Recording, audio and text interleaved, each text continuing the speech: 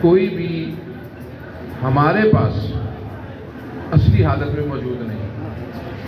یہ ہمارے کریم آقا صلی اللہ علیہ وسلم کا ایک خاص معجزہ بھی ہے کہ اللہ تعالیٰ نے اس قرآن مجید فرقان حمید کو اسی طرح زبر زیر مد شد پیش کے ساتھ جیسے یہ لوح قلم پر محفوظ ہے ویسے ہی سے دنیا میں بھی محفوظ رکھا ہوا ہے۔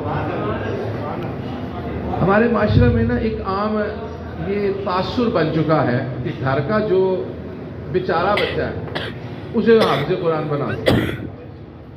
حالانکہ آپ یقین مانیں کہ حافظ قرآن سب سے اعلیٰ بچہ ہے۔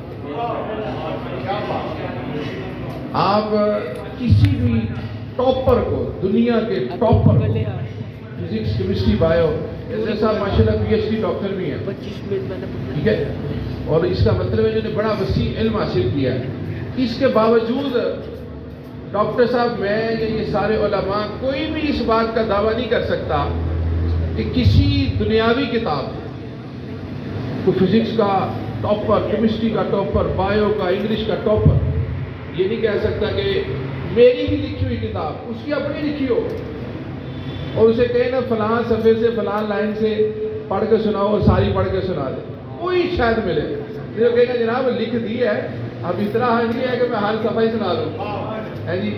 اب دیکھیں حافظ قرآن کی شان دیکھیں، اسے جس 70 سے شروع کروائیں گے اس کے آگے بڑھتا ہی جائے گا، پڑھتا ہی جائے گا، پڑھتا ہی جائے گا۔ پھر دنیا کے ہر علوم کو نا 50% سے لے کے 100% تک پاس قرار دیا جاتا ہے۔ ہمارے دور میں تو 33% والا بھی پاس تھا، 33 نمبر والا بھی پاس۔ اب کچھ سختی ہو گئی، اب کہتے ہیں جی 50 نمبروں والا پاس ہوگا۔